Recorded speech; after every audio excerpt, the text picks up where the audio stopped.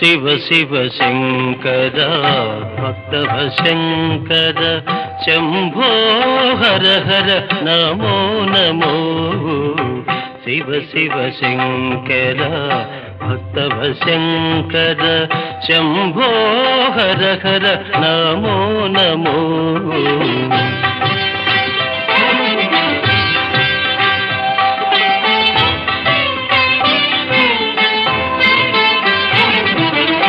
పుణ్యము పాపము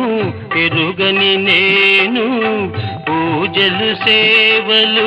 తెలియని నేను పుణ్యము పాపము